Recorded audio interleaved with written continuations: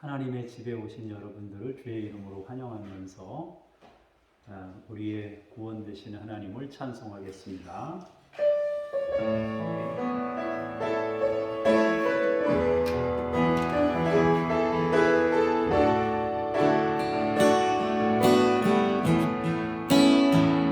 언제나 강물 같은 주의 은혜로 내 영혼 새롭게 믿는 창조의 하나님이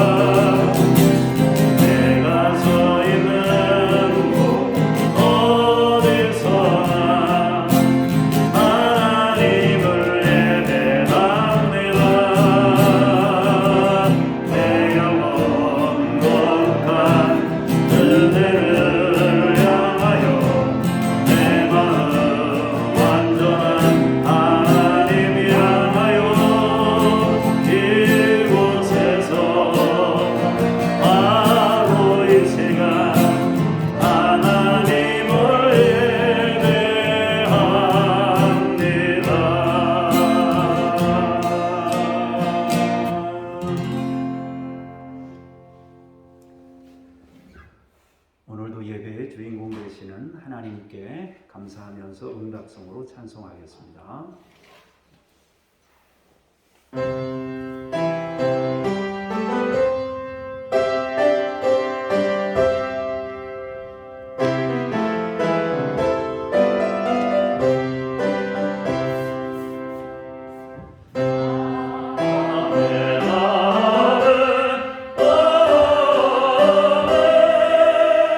영광과 존귀를 영원히 주님께 대속하여 영원히 성부와 성자 성령께 영광 존귀 찬양 드리세.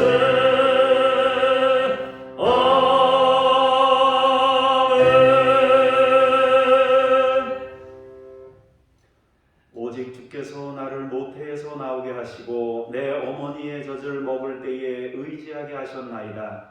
내가 날 때부터 주께 맡긴 바 되었고 모태에서 나올 때부터 주는 나의 하나님이 되셨나이다. 나를 멀리하지 마옵소서. 이 땅에 나올 때부터 지금까지 지켜주신 하나님, 앞으로의 삶도 하나님께 맡겨드리며 우리의 삶을 주님께 올려드립니다. 이 예배를 받으시옵소서. 주 예수 그리스도 이름으로 기도합니다. 아멘.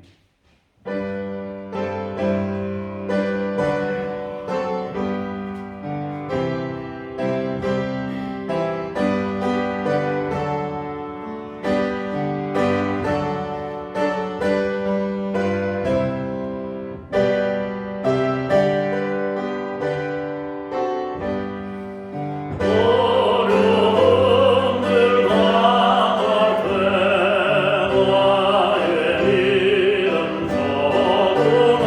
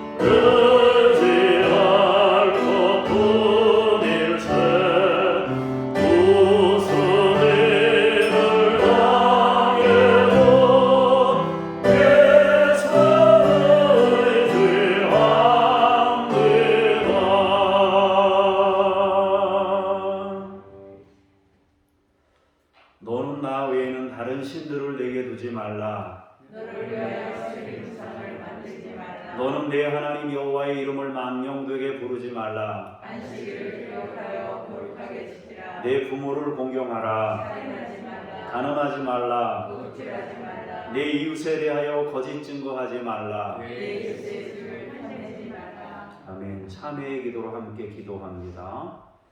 주님, 영혼의 숨소리인 기도가 너무 작아졌음을 고백합니다. 영적 충전의 힘이 되는 예배와 멀어졌습니다. 주님을 믿는 신앙인의 인격도 제대로 관리하지 못하였습니다. 창조주 하나님의 은혜를 믿고 감사하기보다 불안과 염려로 살았습니다. 주여, 부끄러운 심정으로 용서를 비웁니다. 참회하는 마음에 주여 오시옵소서. 예수님의 이름으로 기도합니다. 아멘. 잠시 침묵으로 자신의 죄를 고백합니다.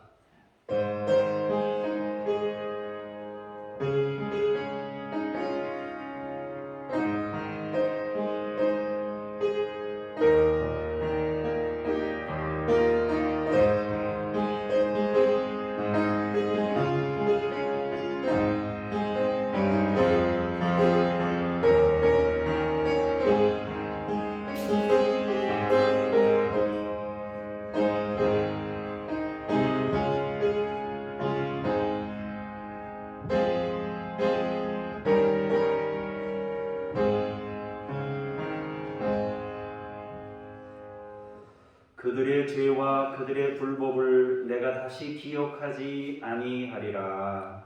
아멘. 신앙 고백 드리겠습니다. 나는 전능하신 아버지 하나님 천지의 창조주를 믿습니다. 나는 그의 유일하신 아들 우리 주 예수 그리스도를 믿습니다.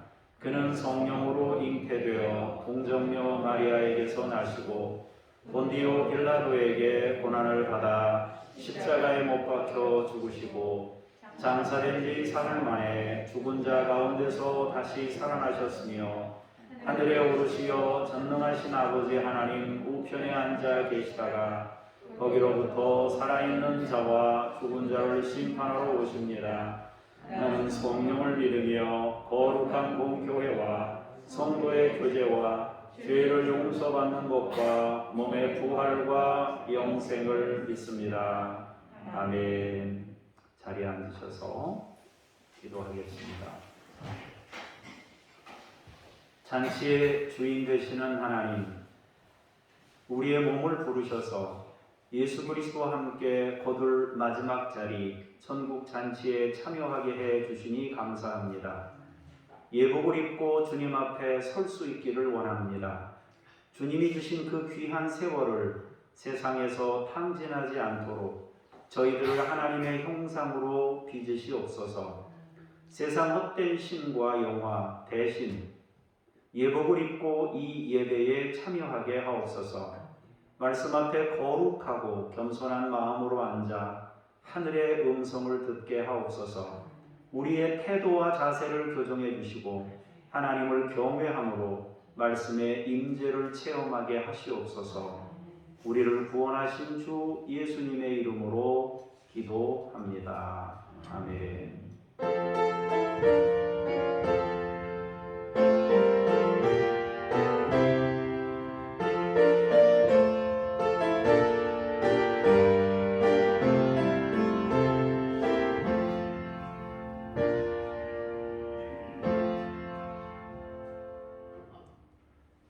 말씀 앞으로 나아가며 찬송 부르겠습니다.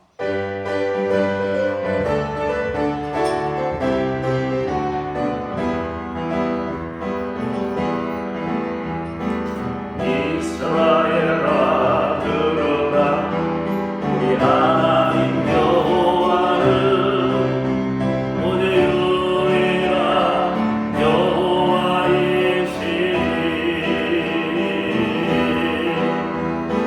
너는 마음을 다하고 뜻을 다하여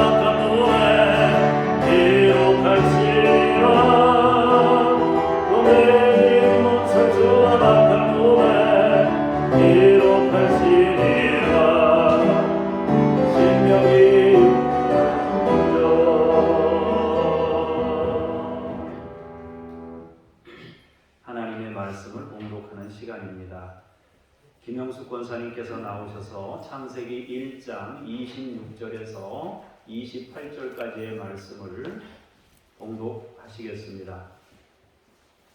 하나님이 이르시되 우리의 형상을 따라 우리의 모양대로 우리가 사람을 만들고 그들로 바다의 물고기와 하늘의 새와 가축과 온 땅과 땅에 기는 모든 것을 다스리게 하자 하시고 하나님이 자기 형상 곧 하나님의 형상대로 사람을 창조하시되 남자와 여자를 창조하시고 하나님이 그들에게 복을 주시며 하나님이 그들에게 이르시되 생육하고 번성하여 땅에 충만하라 땅을 정복하라 바다의 물고기와 하늘의 새와 땅에 움직이는 모든 생물을 다스리라 하시니라. 아멘. 주님께 감사합니다. 정동수 집사님께서 고린도전서 10장 23절의 말씀을 봉독합니다. 모든 것이 가하나 모든 것이 한 것이 아니요 모든 것이 가하나 모든 것이 덕을 세우는 것이 아니니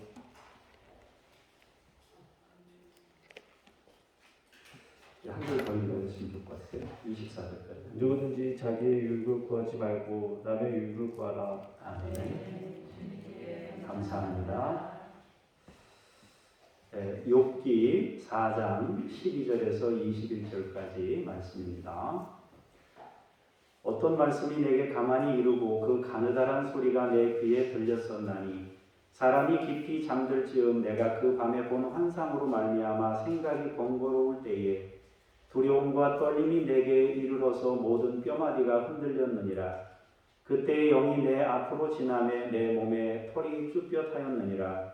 그 영이 서 있는데 나는 그 형상을 알아보지는 못하여도 오직 한 형상이 내 눈앞에 있었느니라. 그때 내가 조용한 중에 한 목소리를 들으니 사람이 어찌 하나님보다 의롭겠느냐? 사람이 어찌 그 창조하신 이보다 깨끗하겠느냐?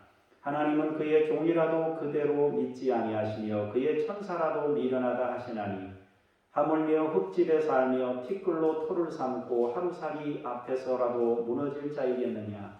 아침과 저녁 사이에 부스러져 가루가 되며 영원히 사라지되 기억하는 자가 없으리라. 장막들이 그들에게서 뽑히지 아니하겠느냐? 그들은 지혜가 없이 죽느니라. 아멘. 주님을 찬미합니다. 아멘. 오늘은 하나님의 형상이라는 제목으로 말씀을 나누도록 하겠습니다. 여러분들 모두 하나님의 형상을 회복하시기를 바라고 하나님의 형상이 여러분 가운데 풍성히 나타나기를 바랍니다. 사람은 하나님의 형상대로 창조된 하나님의 작품입니다. 인간은 하나님께서 모든 피조물을 다스릴 수 있도록 복을 주셨고 또 명령하셨습니다. 그렇기 때문에 하나님의 형상이라는 개념과 다스리라는 개념은 서로 연결된 의미입니다. 연결된 것입니다. 하나님의 형상과 다스림은 서로 분리되어 있는 것이 아닙니다. 하나님께서는 모든 만물을 다스리도록 하시려고 인간을 창조하셨고 그 다스리도록 창조하신 인간에게 하나님의 형상을 부여하신 것입니다. 그런데 여기서 개념 정리가 필요한 부분이 있습니다. 하나님의 형상을 어떻게 이해할 것이냐 하는 것입니다. 우리가 형상 그러면 생긴 모양, 이렇게 생긴 모양, 우리 눈에 보이는 생긴 모양을 먼저 떠올리게 됩니다. 그러나 하나님께서는 영적인 분이시기 때문에 눈으로 보이시는 분이 아니에요. 보이지도 않는, 형상을 가지고 계시지도 않는 하나님이 자기 형상대로 사람을 지으셨다. 그러니까 우리가 이해하기도 어렵고 설명하기도 어려운 것입니다. 우리 눈에 보이는 어떤 모양을 가지고 계신 분이 아니에요. 그런데 우리를 하나님의 형상대로 지으셨다 합니다. 그러므로 설명이 필요한 것입니다. 가장 쉽게 설명하자면 하나님을 모시고 그분을 드러내는 모습이 인간이라는 뜻입니다. 인간은 뭐냐? 하나님을 드러내는, 하나님을 모시고 하나님을 드러내는 존재. 그게 하나님의 형상이다. 그렇게 제가 설명할 수 있을 것 같아요. 그냥 제가 개념 정리를 해본 겁니다. 하나님의 형상이라는 것은 하나님을 드러내고 나타내는 존재를 의미한다 할 수 있습니다. 사실 그 히브리어로 보자면은 형상이라는 개념은 그림자라는 의미를 좀 담고 있고요. 모양대로, 우리의 모양대로 할 때 그 모양은 닮음의 의미를 가지고 있습니다. 그러니까 하나님 닮은 하나님의 그림자 정도가 하나님의 형상이다, 인간이다, 그렇게 할 수 있습니다.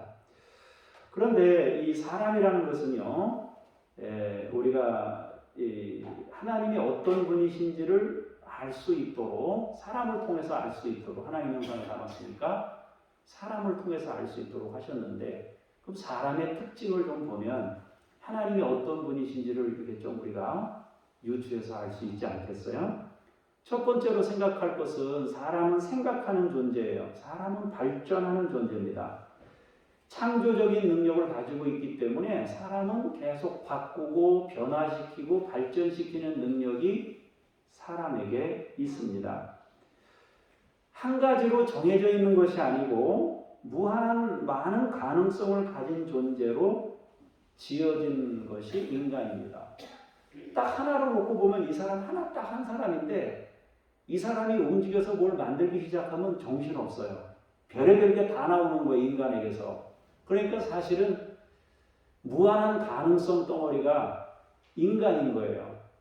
그러니까 사실은 실제 존재하는 크기는, 이렇게 물리적 공간 안에서 실제 존재하는 크기는 별로 공간을 많이 차지하지 않는데 그 생각하는 존재이다 보니까 뭘 하나 뭐 만들거나 창조할 수 있는 능력이 무궁무진한 그런 힘을 가지고 있는 것이 인간이다 하는 거예요. 이것을 통해서 우리는 인간의 창조적 능력이 하나님이 어떤 분이신지를 간접적으로 알 수 있게 하는 그런 것이 된단 말입니다. 두 번째로 인간에게는 윤리와 도덕이 있습니다. 법이 존재합니다. 물론 세상에 존재하는 법이 완전하지는 않지만 서로 간의 이해가 충돌하게 될 때 질서를 잡아주는 역할이 법인데 사람 안에는 그 법이 존재하는 것입니다. 그리고 서로를 보호하는 역할을 합니다.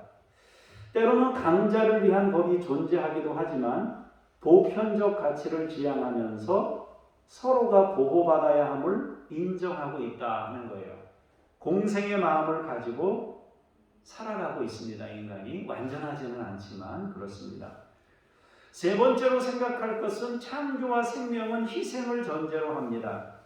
조금 해석하자면 공급이 없는 공급 없이 나타나는 것은 없어요. 존재하는 것은 없어요. 뭔가 들어가야 나오는 게 있지 아무것도 안 들어갔는데 나오는 것은 없습니다. 시간이 들어가고 정성이 들어가고 물질이 들어가고 노동과 같은 것들이 공급되어야만 뭔가가 나오게 되는 것입니다. 인간은 끊임없이 이런 과정을 통해서 많은 것들을 만들어내고 있습니다. 이것은 비단 물건만이 아니라 예술적인 가치라든지 혹은 자녀를 양육하는 일이라든지 뭐 이런 여러 가지 것들이 다 포함된다 하겠습니다.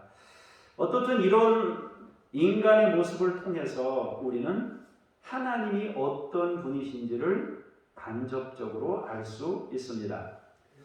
성경은 가장 완전한 인간, 가장 완전한 하나님의 형상을 예수님이라고 말씀하고 있습니다. 예수님은 윤리와 도덕의 완성, 즉 율법의 완성이다 그렇게 말씀하셨습니다. 예수님은 하나님을 세상에 가장 잘 보여주시고 나타내신 분입니다. 특히 주님이 보여주신 십자가 사랑은 하나님의 형상이 무엇인지를 온전히 세상에 나타내시고 드러내셨다는 것입니다. 네 번째로 생각할 것은 인간의 재료는 흙입니다. 그리고 거기에 하나님의 생기를 불어넣으셨습니다. 인간은 양면성을 가지고 있습니다. 재료가 흙이라는 점에서 인간은 무의미한 부분을 가지고 있습니다. 그러나 하나님의 생기를 불어넣어 주심으로 하나님과 교제가 가능한 존재로 지어졌습니다. 그래서 하나님과 같은 위대함을 가진 존재이면서 동시에 아무것도 아닌 존재이기도 합니다. 바꾸면 하나님과 연결되어 있을 때는 인간이 굉장한 위대한 역사를 만들어내는 존재입니다. 그런데 또 하나님과 단절되면 얼마든지 엄청난 죄를 저지르며 또 비참한 인생을 살기도 하는 것이 인간이다 하는 것입니다. 이제 하나님의 말씀을 보면서 여러분들이 조금 더 하나님의 형상의 개념을 좀 생각해 볼 수 있기를 원합니다. 창세기 1장 26절에서 28절을 보시도록 하겠습니다. 같이 읽겠습니다. 시작. 하나님이 이르시되 우리의 형상을 따라 우리를 만들고 우리가 사람을 만들고 그들로 바다의 물고기와 하늘의 새와 가축과 온 땅에 있는 모든 것을 다스리게 하자 하시고 하나님이 자기 형상으로 하나님의 형상대로 사람을 창조하시되 남자와 여자를 창조하시고 하나님이 그들에게 복을 주시며 하나님이 그들에게 이르시되 생육하고 번성하여 땅에 충만하라. 땅을 정복하라. 바다의 물고기와 하늘의 새와 땅에 움직이는 모든 생물을 다스리라 하시니라. 아멘. 자, 하나님께서는 하나님의 형상을 따라 하나님의 모양대로 사람을 만들기로 결정하셨습니다. 그리고 바다의 물고기, 하늘의 새, 땅에 움직이는 모든 생물을 다스리도록 하셨습니다. 그렇게 하나님께서는 사람을 창조하셨어요. 하나님 형상대로 사람을 지으시고 세상의 모든 것을 다스리게 하셨습니다. 그런데 여기서 한 가지 우리가 이해할 수 없는 일이 있습니다. 그것은 사람을 창조하실 때 남자와 여자를 창조하셨다는 것입니다. 왜 창조했다 그랬어요? 다스리게 하시려고 창조했다 그랬어요. 그런데 하나님은 남자이거나 여자이거나 어떤 성을 가지신 분이 아니에요. 하나님이 남자예요, 하나님이 여자예요. 남자도 아니고 여자도 아니시란 말이에요. 그런데도 남자, 여자를 창조하셨어요. 하나님의 형상대로 남자와 여자를 창조하셨다. 이게 비밀인 거예요. 그리고 그들에게 복을 주셨고 그들에게 만물을 다스리게 하신 것입니다. 왜 하나님께서는 다스리게 하자 그래놓고 남자와 여자를 지으셨는가요? 왜 다스리는 것을 맡기시면서 다스리도록 하시면서 한 사람이 아닌 둘을 창조하셨느냐 하는 것입니다. 여러분, 일할 때 제일 어려운 게 뭐예요? 리더가 둘이 되면 굉장히 어려운 것입니다. 그래서 둘을 세워도, 동역자들을 세워도 장관을 세우면은 장관을 세우는 게 아니라 차관을 세우는 거예요. 그 밑에다가. 차관은 장관에 의해서 지시를 받게 그렇게 조직을 할 때는 그런 것입니다. 일을 구체적으로 세분화시켜가지고 또 업무를 정확하게 맡겨야 책임을 물을 수 있는 거거든요. 그래서 업무를 맡길 때는 업무와 함께 권리를 부여하는 거잖아요. 권리를 부여하고 그 권리에 상응하는 책임을 나중에 묻게 되는 거잖아요. 근데 어떤 경우에는 권리는 요만큼 주고 책임은 네가 다져라. 그러면 일할 사람 없습니다. 사실은 권리를 부여하고 책임을 물을 때는 사실은 그 책임은 조금 더 그 위에 있는 임명한 사람이 조금 더 책임감을 가지고 또 그걸 막아주고 보호해주고 그 일을 잘 감당할 수 있도록 힘을 실어주고 그렇게 돼야 일할 수 있는 거예요. 그런데 우리 하나님은 남성도 아니고 여성도 아닌데 남자 여자를 지어서 다스리게 하셨다 하는 것입니다. 또 하나님은 분명히 그 원리를 다 아셨을 텐데 한 사람에게 리더를 맡기지 아니하고 두 사람에게 다스리도록 하셨다는 거예요. 그러면 두 사람이 다스리려고 그러면 맨날 싸울 거 아니에요, 그죠? 얼마나 이게 복잡해요. 어떤 공동체와 조직도 리더를 둘로 세우질 않아요. 리더가 둘이면 그건 뭐 뻔한 갈등이 예견되는 것입니다. 그런데 하나님께서는 두 사람을 창조하셔서 그들로 세상을 다스리게 하셨다는 겁니다. 그로 세상을 다스리게 하고 그녀로 세상을 다스리게 한 게 아니라 그들로 세상을 다스리게 하셨다는 거예요. 여기에 하나님의 형상의 비밀이 있는 것입니다. 다스림이라는 것은 굴림이 아니라고 했습니다. 다스림은 함께라고 했습니다. 더불어라고 했습니다. 우리 교회 표어가 더불어 가는 길입니다. 그것이 곧 하나님의 형상입니다. 하나님의 형상은 리더 혼자서 이렇게 해서 이렇게 해라 해가지고 하나님의 형상을 만들어낼 수 없어요. 하나님은 하나님의 형상을 세상에 나타내라고 남자 여자를 지으신 거예요. 그들로 세상을 다스리게 하신 거예요. 그래서 남자 여자가 누가 이기냐, 결혼하기 전에는 기선을 빼앗기면 안 된다. 기선을 제압해야 된다. 그래야 너 평생 여자를 쥐고 산다. 뭐 남자를 쥐고 살려면 처음부터 잘해야 된다 그러는데 그거 다 비성경적입니다. 성경적이지 않은 것입니다. 성경적인 것은 두 사람이 함께 만물을 다스리게 했어요. 그럼 두 사람이 함께 만물을 다스리려면 어떻게 하겠어요? 이건 필연적으로 생각이 다른 두 사람이 세상을 다스려야 되는데 이건 필연적으로 한 사람이 한 사람에게 양보를 하든지 자기가 져주든지 아니면 대화를 풀든지 뭐 어떻게 되든지 하지 않으면 이건 계속 다툼이 생길 수 있는 문제인 것입니다. 그런데 우리 하나님께서 그렇게 두 사람에게 맡기셨다. 바꾸면 다스림이라는 것은 곧 사랑임을 의미하는 것입니다. 사랑이 곧 하나님의 형상이란 말입니다. 여러분 속에 하나님의 형상이 세워진다는 것은 결국 사랑이 여러분 안에 채워지고 그 사랑이 세상으로 나타나게 된다 하는 것입니다. 다스림, 성경이 말하는 다스림은 곧 사랑입니다. 그래서 만물을 통치하고 다스리기 때 사실은 이제 원어로 보자면은 그 다스림에는 절대 권력이라는 의미를 가지고 있습니다. 이 다스림에는 절대 권력.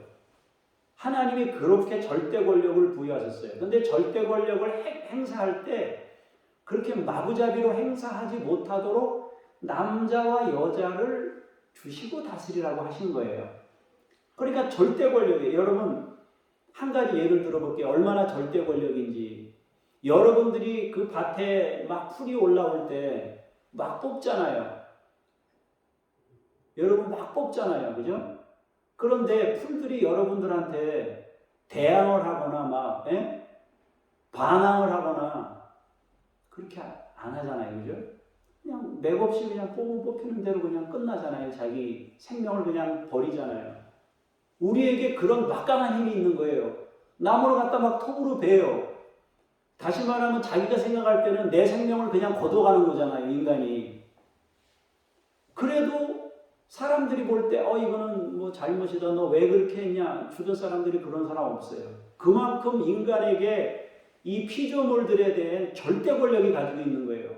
우리가 모래를 채취한다, 뭐 건축을 할 때 뭐 시멘트를 뭐 채취한다, 뭐 철광이나 뭐 이런 거 채취한다 그럴 때 걔네들이 저항 안 해요. 그냥 절대 순종하는 거예요.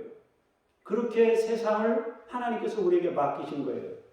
그러면 이거는 절대 권력을 가지고 얼마든지 세상을 폭력적인 방식으로 자기 유익을 위해서 함부로 세상을 막 바꿀 수 있는 힘이 있는 거예요.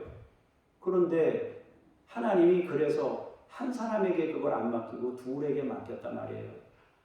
그것이 하나님의 형상으로서 세상을 다스리게 하시기 위해서 둘에게 맡기셨단 말입니다. 그런데 여러분 집에서 둘이 잘 살아야 됩니다. 여러분 두 분이 잘 살아야 되는데 잘 살려면은 내 마음대로 해가지고는 잘 되질 않잖아요. 그죠? 함께 사는 법을 배워야 됩니다. 그것이 성경적이다 하는 것입니다.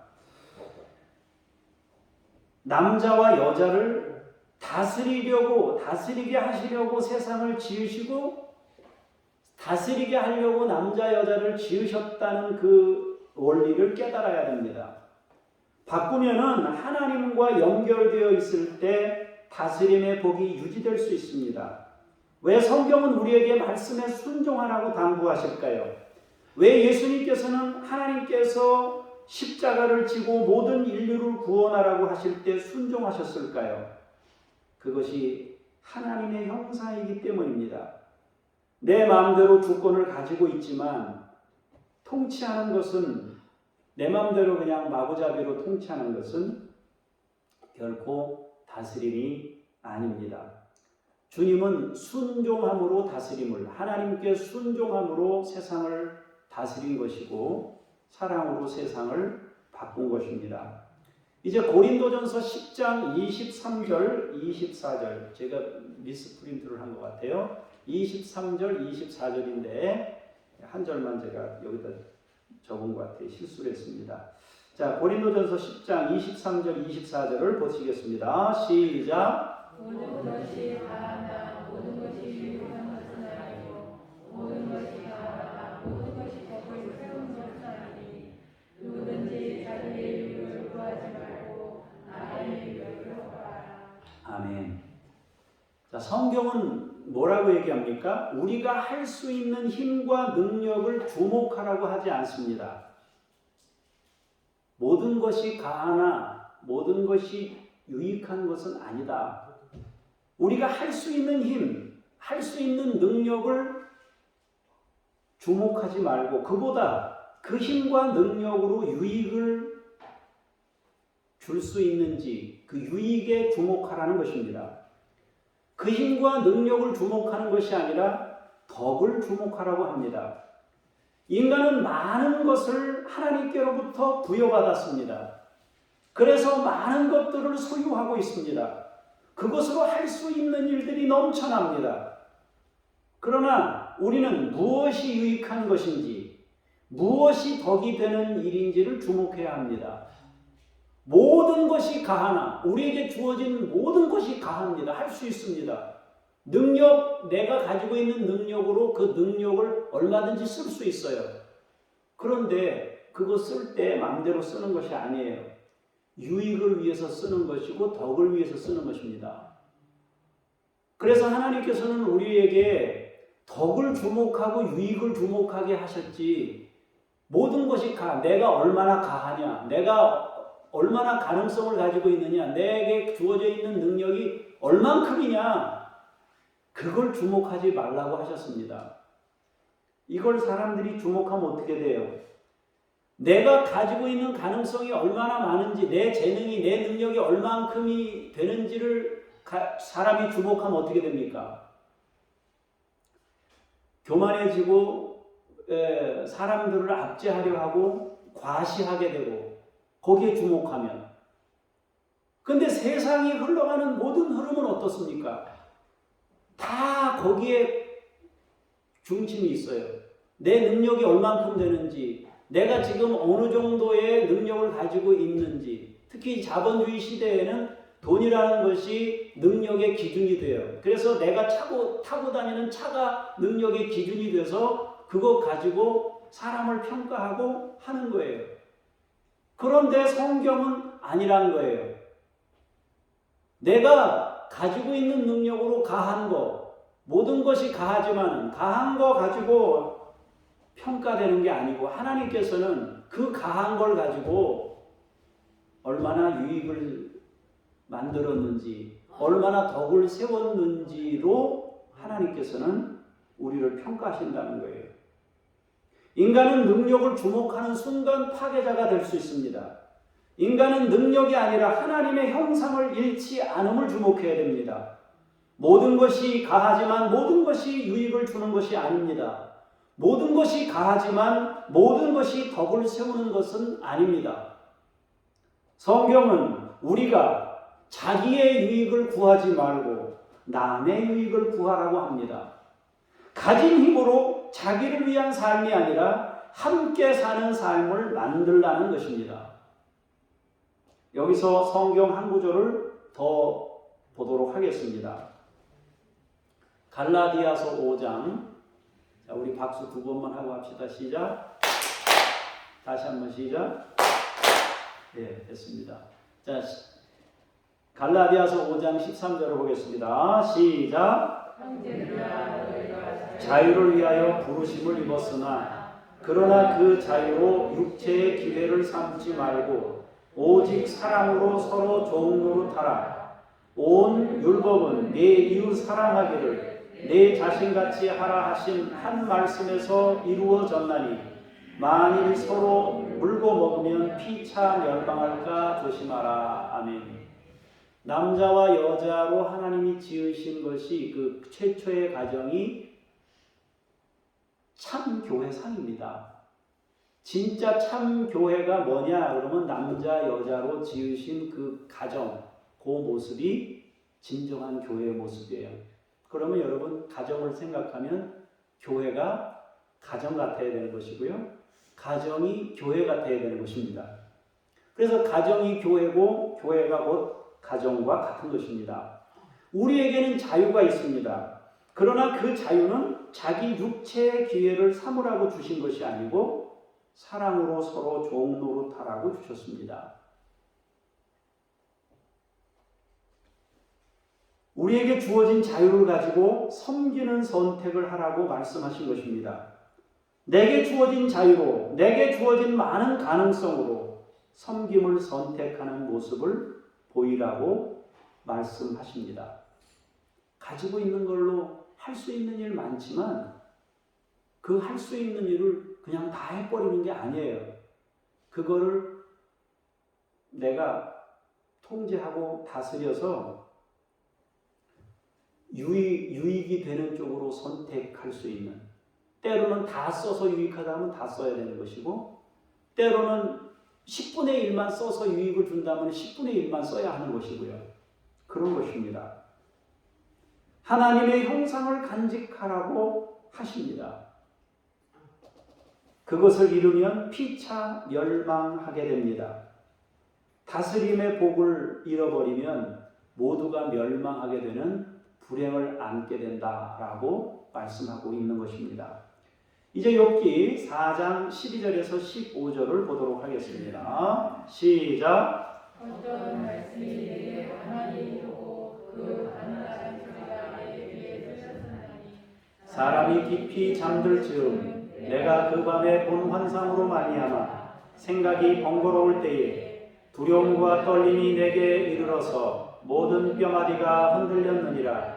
그때의 영이 내 앞으로 지나매 내 몸에 털이 죽볕하였느니라. 아멘. 본문은 엘리바스가 욥에게 하는 말입니다. 엘리바스는 욥보다 나이가 많은 영적 친구입니다. 우리에게 좋은 영적 친구가 있다면 그것은 큰 복입니다. 하나님께서 여러분들에게 좋은 영적 친구를 많이 곁에 붙여주시기를 축복합니다. 더 좋은 것은 여러분들이 누군가에게 좋은 영적 친구가 되고 안식처가 되기를 바랍니다. 누군가가 여러분을 만나면 마음이 편안해지고 포근해지고 그런 영적인 안식처가 될 수 있으면 더없이 좋은 것입니다. 욥의 친구들은 욥이 시련을 겪을 때 그를 찾아와 준 사람들입니다. 위로하기 위해 신방을 해줬단 말입니다. 신방했습니다. 욥을. 그들은 7일 동안 아무 말도 하지 않고 욥의 곁을 지켜준 사람들입니다. 그러다가 시간이 지나면서 뭔가 문제를 해결하려는 의지를 갖게 됩니다. 그러면서 서로 인생에 대한 해석을 주고받는 것입니다. 본문은 욥의 친구 엘리바스가 자신이 체험한 것을 욥에게 간증하는 간증 형식의 내용인데 그는 욥이 겪는 시련에 대해 뭔가 해답을 주고 싶어 합니다. 그래서 간증 형식을 빌려서 욥에게 자신의 생각을 전하고 있는 것입니다. 엘리바스는 어느 날 말씀을 듣습니다.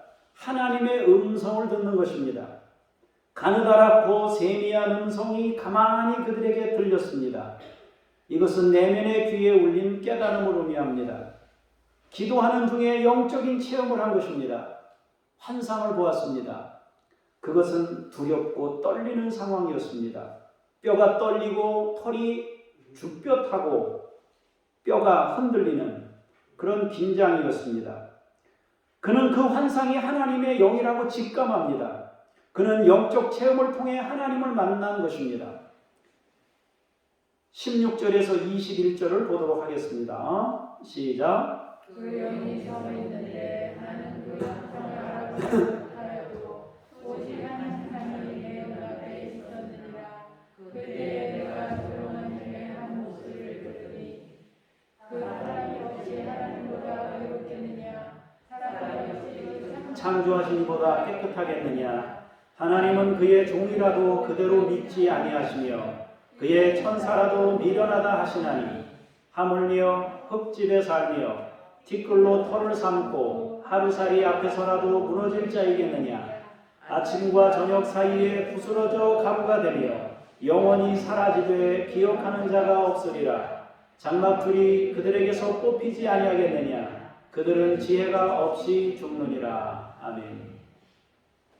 그는 하나님을 체험했지만은 하나님의 형상을 볼 수는 없었습니다. 분명히 뭔가 보이는데 형상을 알아보지 못했어요. 소리는 들립니다. 그런데 아무리 쳐다보려고 해도 형상이 어떻게 생겼는지 볼 수가 없어요. 그가 들은 핵심적인 내용은 사람과 하나님이 다르다는 것입니다. 하나님이 절대적인 분임을 강조하기 위해서 인간이 너무 약함을 이렇게 또 부각시키는 그런 내용입니다. 인간은 하나님의 의로움과는 비교될 수 없고 인간은 창조주에 의해 창조된 피조물이라는 것입니다. 하나님의 절대적인 의와 인간의 상대적인 의는 차원이 다른 것임을 말씀하고 있는 것입니다. 그는 연이어서 하나님의 음성을 듣습니다. 그 내용은 하나님과 인간은 근원적인 차이를 가지고 있다는 것이며 흙으로 지어진 존재라는 것입니다. 인간은 아침과 저녁 사이에 부스러져 가루가 되는 허무한 존재다라고 말합니다. 그것이 인간이라는 것입니다. 엘리바스는 인간이 얼마나 허무한 존재인지를 영적 체험을 통해 깨달았습니다. 그 체험을 욥에게 들려준 것입니다. 그렇다면 왜 엘리바스는 자기가 체험한 이 체험 신앙을 왜 욥에게 말하고 있을까요? 그것은 욥에게 닥친 시련이 죄 때문임을 밝히기 위해서, 죄 때문임을 말하고 싶어서 자신의 신앙 체험을 간증 형식을 빌려서 말한 것입니다. 욥은 이 시련이 자신의 죄 때문이 아니라고 생각하고 있습니다. 물론 자신이 완벽한 의인이라는 뜻은 아닙니다. 다만 죄 때문이라면 왜 어떤 이들은 멀쩡하냐 하는 것입니다. 여러분, 죄를 굉장히 극단적인 죄를 지은 사람도 멀쩡한 사람들 멀쩡하잖아요. 그죠?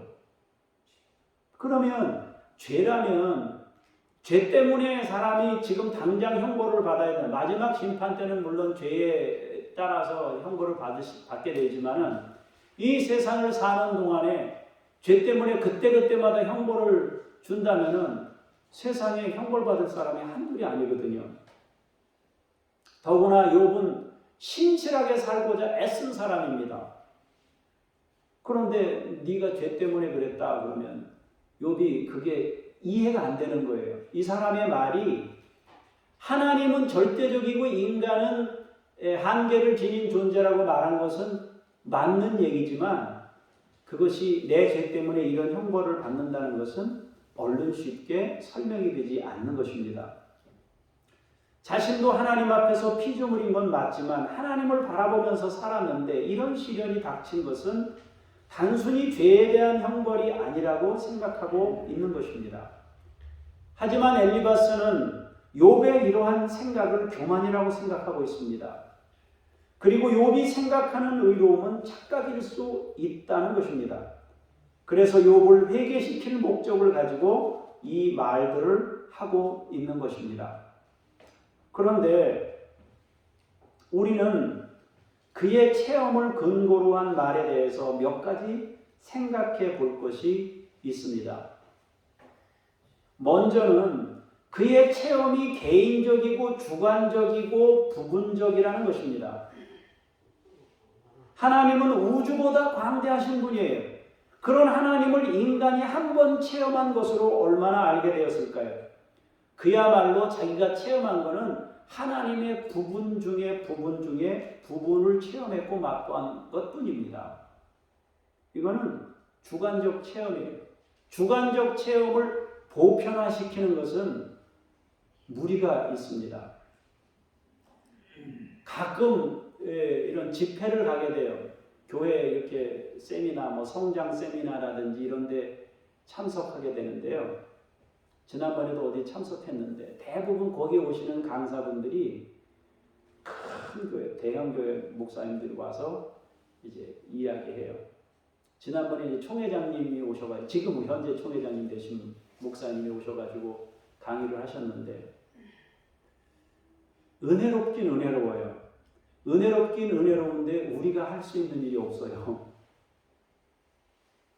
그분들이 이제 이야기한 내용 중에 뭐냐면 교인들과 교제를 나누는데 어떻게 교제를 나누냐 했더니 여러분 기차를요 통째로 빌리는 거예요. 기차를 전체를 숫자가 많으니까 통째로 빌려가지고 저기 대전이나 뭐 이런데 가는 거예요. 그래서 거기서 프로그램을 하는 거예요. 그래서 프로그램을 어떻게 하고 뭐 그래서 교인들하고 뭐 어떻게 했다고 막 이렇게 설명하는데 우리 교회가 할 수 있는 일은 한 개도 없어요.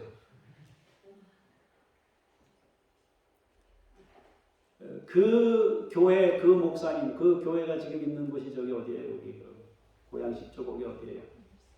일산 쪽이 막 희는 도시 막 발전하는 도시잖아요, 그죠? 아파트가 많이 있고 그런 교회에서 목회하시는 분이셔요. 사람이 생각보다 복잡하고요. 처해져 있는 환경과 입장이 다 달라요. 모두가 다른 것입니다. 엘리바스가 체험한 건 자기가 그 체험을 할 때는 너무 감동이고 너무 큰 것이에요. 그런데 그 체험이 이 사람에게 약간의 도움이 될 수는 있지만 근원적으로 내가 이런 체험을 했는데 너 내 인생 나처럼 그대로 살아라 이거는 아니란 말이에요. 옳지 않단 말입니다. 그 사람이 하나님 체험한 건 그 사람에게 필요했기 때문에 체험을 준 거예요. 제가 여러분들에게 말씀드렸죠. 한번 우리 어머니하고 우리 형수님하고 명절에 교회를 갔는데 목사님이 말씀을 전하셨어요.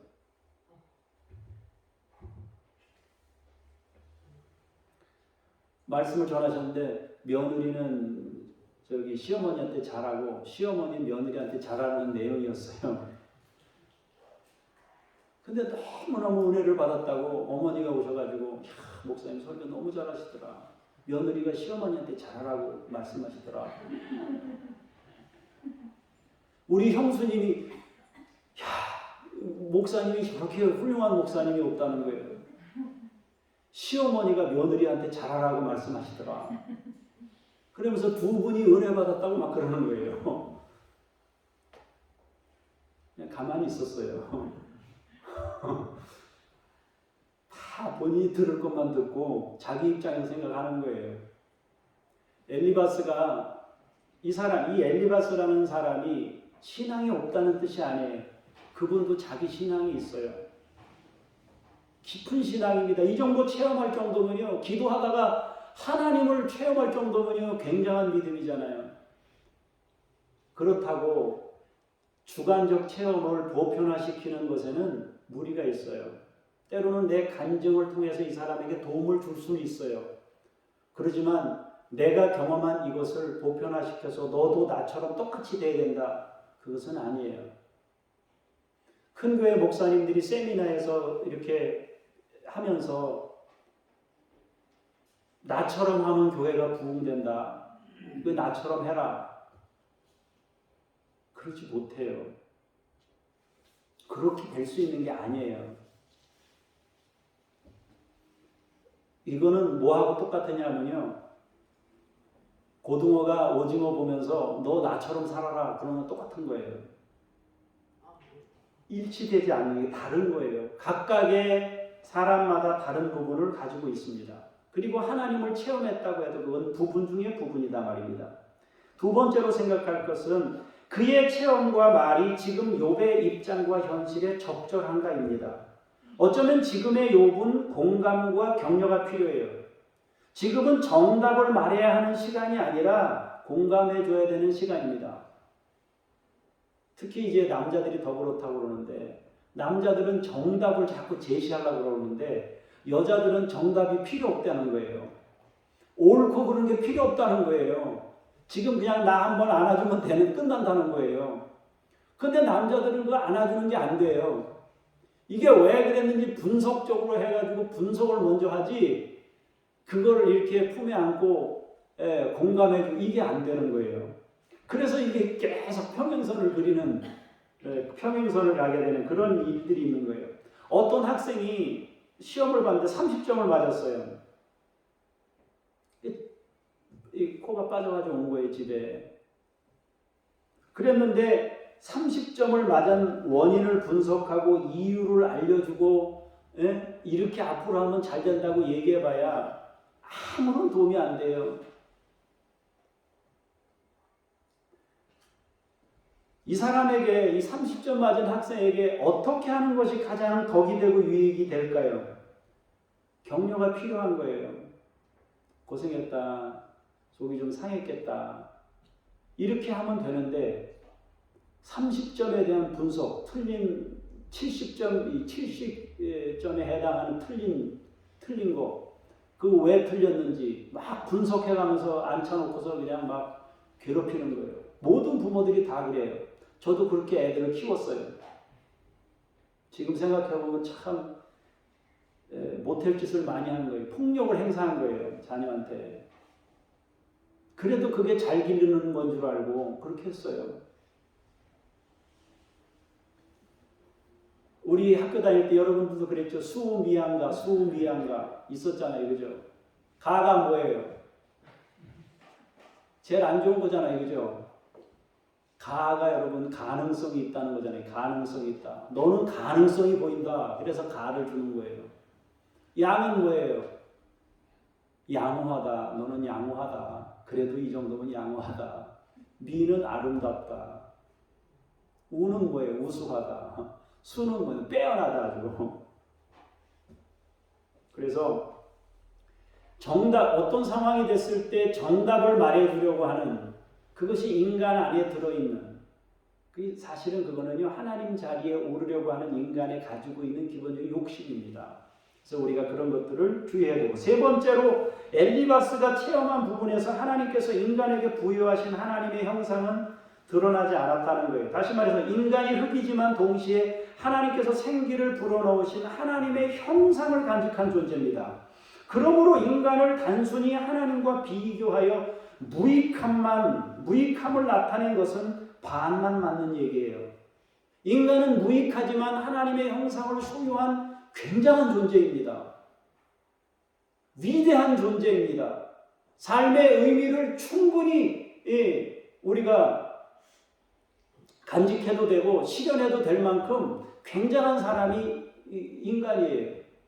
그러니까 어떤 면에서는 굉장히 무익하고 별 볼 일 없지만 어떤 면에서는 존재의 의미가 특별한, 그것이 바로 인간입니다.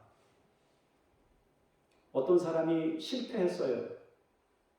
그러면 본인이 생각해도 내가 정말 살아갈 이유가 없는 거 아닌가, 삶의 이유가 없는 거 아닌가, 그렇게 생각할 때가 있는데 그렇지 않다는 거예요. 굉장한 의미를 지니고 있다는 것입니다.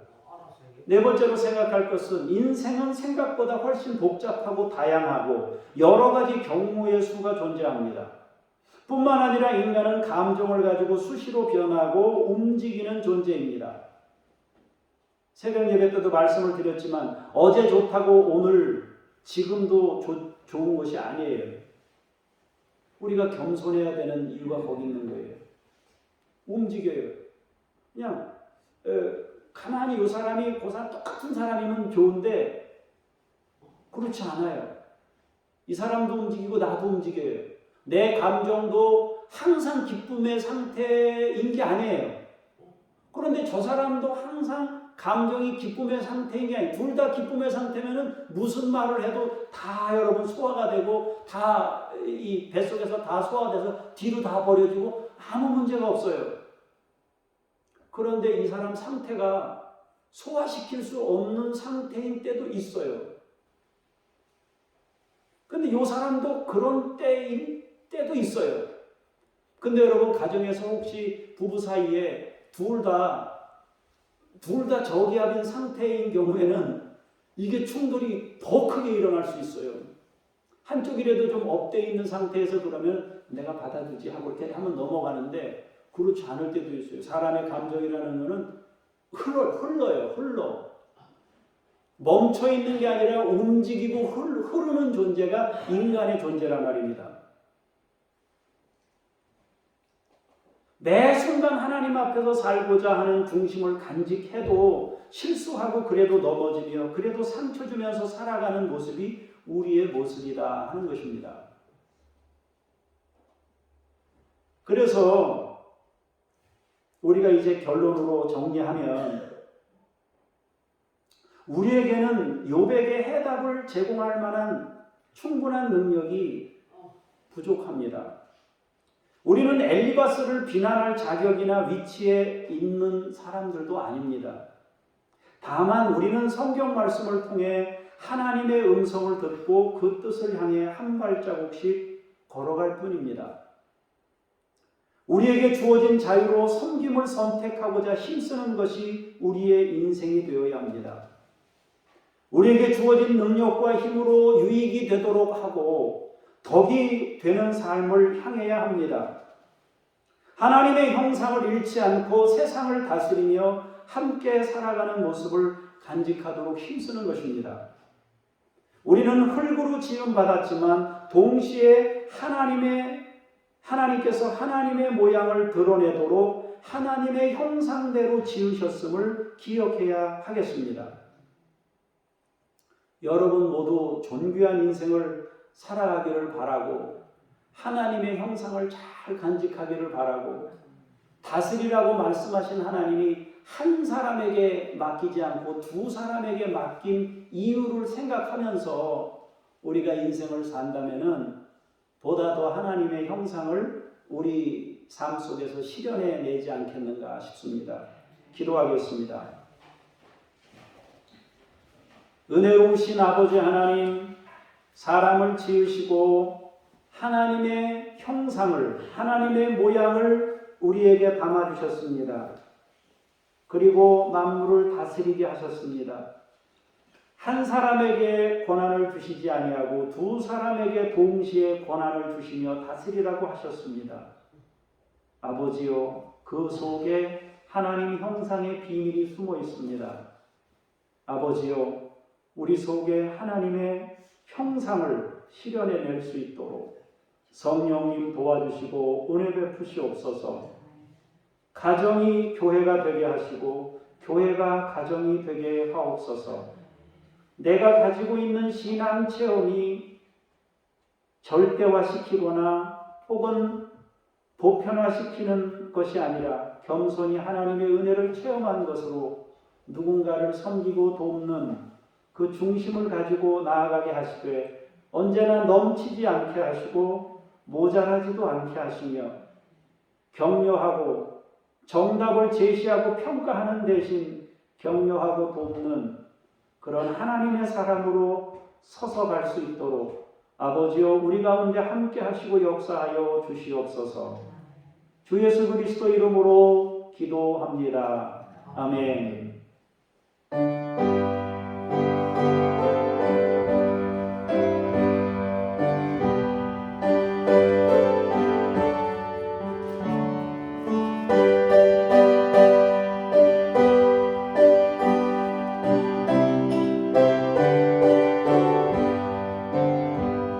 주 안에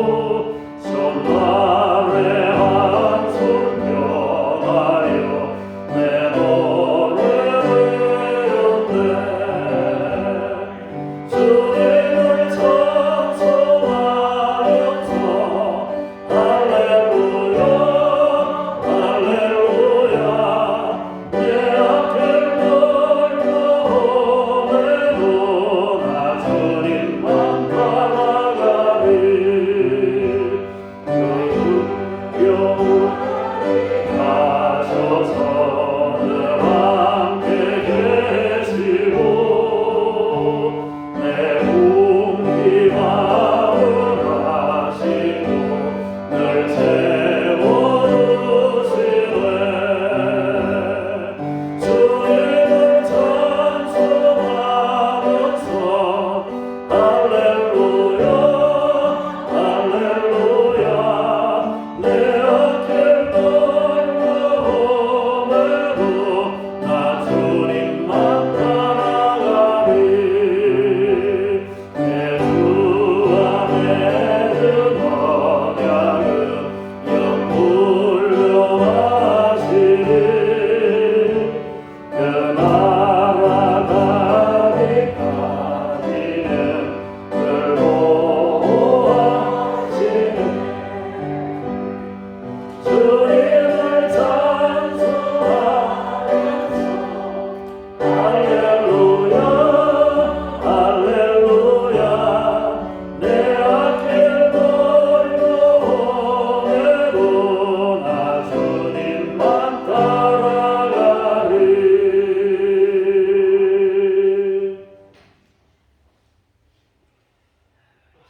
아버지 하나님, 우리에게 주어진 모든 것들을 통해 우리가 할 수 있는 일들이 많지만 기쁘게 일부를 구별을 하는 것을 선택하여 하나님께 드리고 하나님의 형상을 따라 살기를 원하오니 주여 우리를 받으시고 이 예물을 기억하여 주시옵소서. 사랑하는 성도들의 인생 가운데 함께 하시고 평생을 동행하시옵소서.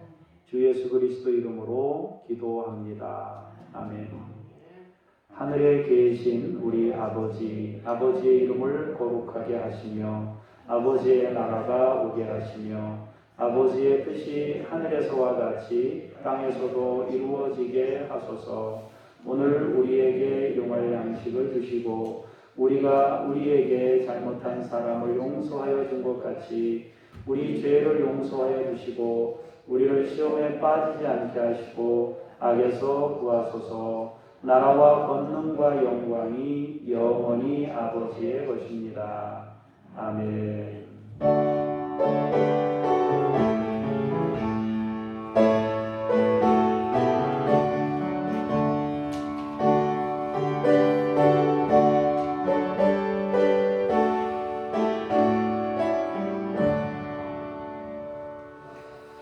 자리에 앉으시기 바랍니다. 교회 소식을 전하겠습니다. 수요 예배 시간이 7시로 조금 일찍 10월달 그러면 10월달부터 해야 되는데 못했습니다. 이번 주 수요일부터는 7시에 하니까 30분 당겨서 여러분들 예배를 기억하시면 좋겠습니다.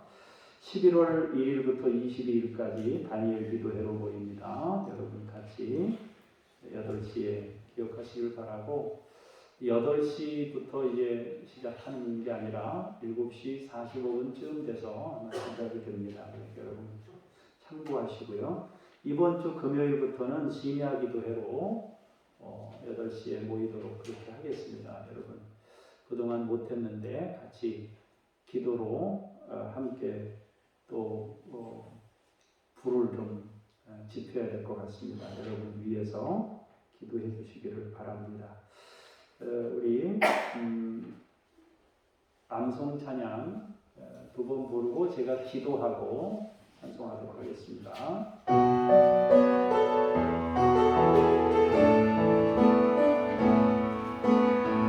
주는 나의 부활도 그와 같으니 죽을 것으로 심고 썩지 아니한 것으로 다시 살아나며 욕된 것으로 심고 영광스러운 것으로 다시 살아나며 악한 것으로 심고 악한 것으로 다시 살아나며 육의 몸으로 심고 신령한 몸으로 다시 살아나리.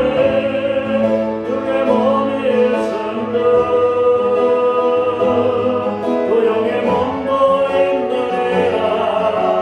보이는 서시보자 사실 믿음 사실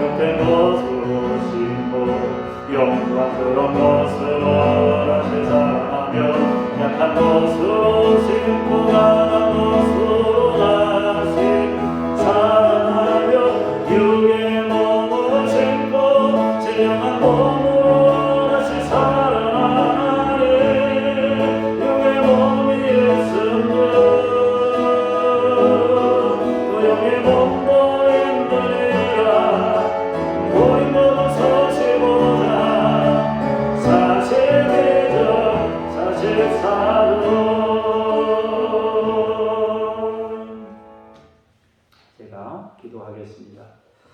하나님 아버지, 이 나라 안에 가정들을 축복하며 기도합니다.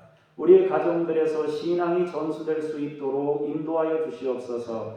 기독교 이미지 하락과 출산율 감소, 코로나19로 인하여 신앙들이 연약해지고 있습니다. 아버지여, 우리의 신앙이 우리의 자녀들에게 잘 전수될 수 있도록 능력으로 함께 하시며, 하나님이여, 우리의 중보기도를 통하여 우리의 자녀들이 믿음으로 견고해지도록 역사하여 주시옵소서. 배냉을 주의 이름으로 축복합니다. 정령신앙과 혼합주의와 이단의 위협 속에서도 교회가 진리의 터 위에서 복음 확장이 이루어지도록 역사하여 주시옵소서. 60개 종족이 함께 어우러져 살고 있는 나라인데 기독교 인구가 10%입니다. 점차 더 확장되고 넓어지도록 은혜 베푸시고 능력으로 함께하여 주시옵소서. 사랑과 은혜가 풍성하신 하나님, 이성이 북한 어린이들 포스터 밴데이지 주께서 믿음으로 이 아이들을 양육하여 주시옵소서.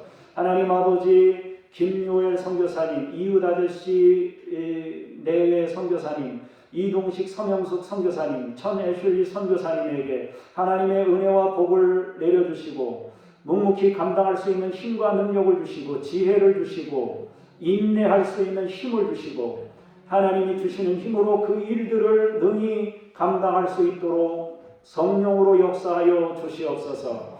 이 시간 사랑하는 우리 믿음의 식구들을 축복하며 기도합니다. 하나님 아버지, 예배 때마다 주님이 나타나시고 치유하시고 능력으로 함께 하시기를 원합니다. 아버지, 우리 성도들의 삶을 치유하소서. 내면을 치유하시고 영적인 치유가 일어나게 하시고 육체가 치유될 수 있도록 인도하여 주시옵소서. 하나님, 생활에 치유가 일어나게 하시고 하나님 아버지, 삶의 모든 과정에 치유가 일어나도록 인도하여 주셔서 전인적 치유가 나타나도록 능력으로 함께하여 주시옵소서. 예배 때마다 하나님이 임재하시고 주님의 능력을 나타내시고 체험하게 하시고 예배 속에서 감동받고 예배 속에서 우리의 인생의 주인이 하나님인 것을 경험할 수 있게 하시고 예배를 통해 삶이 완전히 새로워지는 귀한 역사 있도록 인도하여 주시옵소서. 다니엘 기도회를 믿음으로 준비하오니 하나님이 함께 하시고 우리가 함께 기도로 이 전국적인 기도에 함께 힘을 보태고 세상을 믿음으로 바꾸는 그런 역사에 우리의 에너지를 함께 보탤 수 있도록 인도하여 주시옵소서. 일주일을 또 살 때에 하나님이 주시는 힘으로 살 수 있도록 능력으로 하차하여 주시옵소서. 감사드리며 주 예수 그리스도 이름으로 기도합니다. 아멘. 다 같이 일어나셔서 삶의 자리로 찬송 부르며 나아가겠습니다.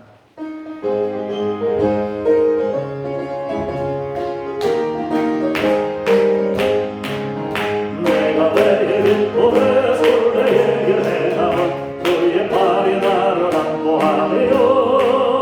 내가 그의 행복을 받는 참된 비결은 그의 영이 함께 하리라. 성령의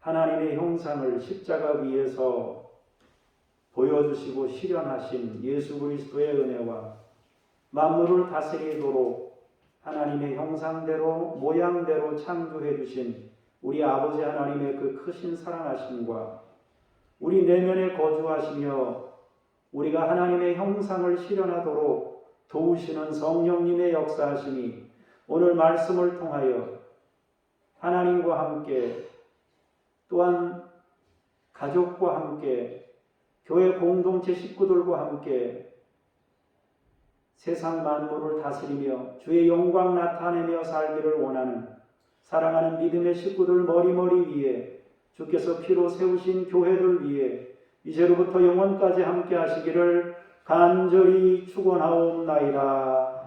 아멘.